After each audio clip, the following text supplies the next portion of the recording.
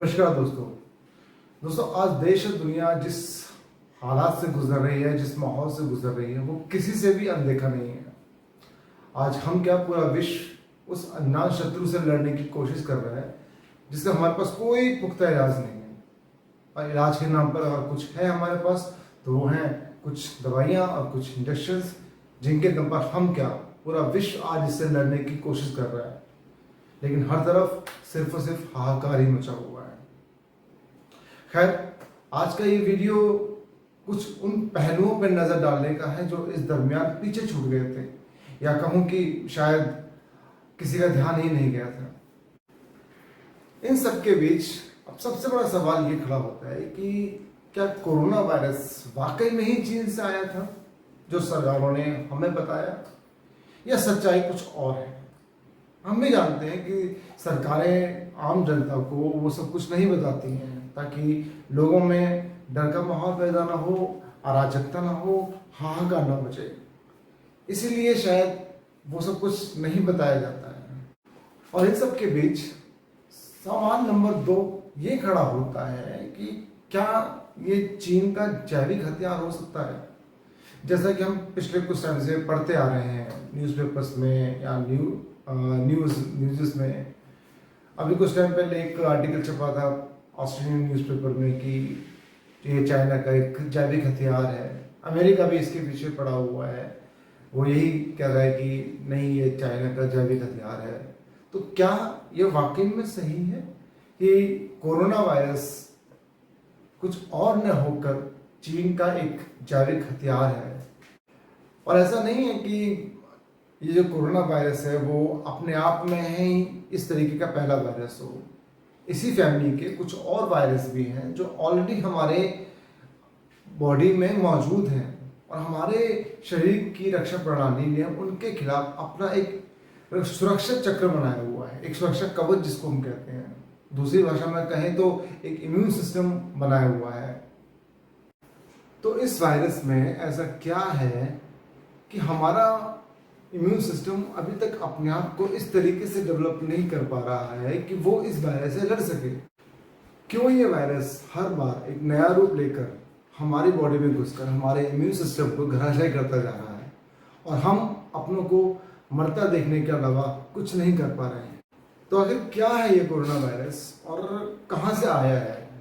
कुछ लोगों का मानना है कि ये चीन की मीट मार्केट से आया है और चमगादड़ में से आया है, और कुछ का मानना है कि ये चीन की किसी लैब से आया है। पर क्या वाकई में यही सच है जो हमें बताया गया है, या सच्चाई कुछ और है? और चलिए, अगर इस सिद्धांत को परे रख देते हैं तो सवाल ये खड़ा होता है कि इसका तोड़ क्या है। चीन, जिसे इस वायरस की उत्पत्ति का स्रोत माना जाता है, आज वहां पर सब कुछ नॉर्मल हो चुका है, सब कुछ नॉर्मल। शायद ही कोई इक्का दुक्का केस आता होगा, और मौत का आंकड़ा तो शायद ही कोई हो। और अगर पिछले 1.5 साल के आंकड़ों को देखा जाए तो इन 1.5 सालों में टोटल जो इन्फेक्टेड लोग थे वो 91,000 थे, और मौतों की संख्या को देखा जाए तो वो सिर्फ 4,000 समथिंग कुछ लोग मरे होंगे। आज पूरी दुनिया दूसरी और तीसरी लहर का प्रकोप झेल रही है, वहीं चीन से ऐसी कोई खबर नहीं है।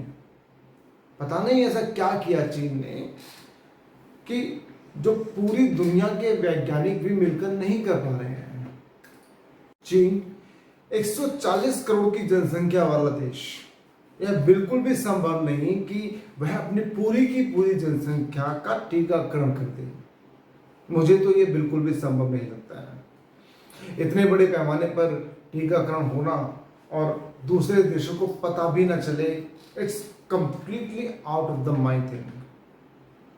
और अगर ऐसा भी है कि चाइना ने अपने जितनी भी जनसंख्या थी उन सबको वैक्सीनेट कर दिया, तो वो दवाई चाइना इंडिया के साथ या अलग दूसरे कंट्रीज के साथ शेयर क्यों नहीं करता है?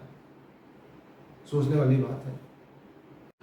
अब दूसरा गणित ये कहता है कि हो ना हो ये वायरस वाकई में ही चीन की किसी लैब से ही निकला था, जैसा कि हम लोगों ने बहुत सारे न्यूज़पेपर्स में पढ़ा है या फिर न्यूज़ में देखा भी है। और जहां तक मैं समझता हूं कि अगर इसको किसी चाइना की लैब में ही बनाया गया है, तो हो सकता है कि चाइना के वैज्ञानिकों ने इसके आरएनए में ही बदलाव कर दिया हो, कुछ ऐसे बदलाव जो चीनी डीएनए वाले लोगों पर असर ही ना करें। और ऐसा वो कर सकता है क्योंकि अभी कुछ टाइम पहले, कुछ 2019 से 18 की बात है, उसने एक अजन्मे बच्चे के डीएनए में हेरफेर किया था।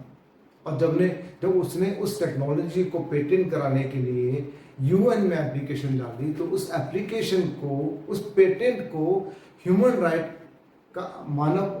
राइट्स का वायलेशन कहकर उसको खारिज कर दिया गया था।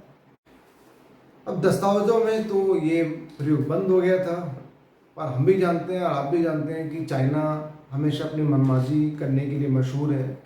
जब वो इंसानों के डीएनए में चेंज कर सकता है, बदलाव कर सकता है, तो वायरस के आरएनए में क्यों नहीं।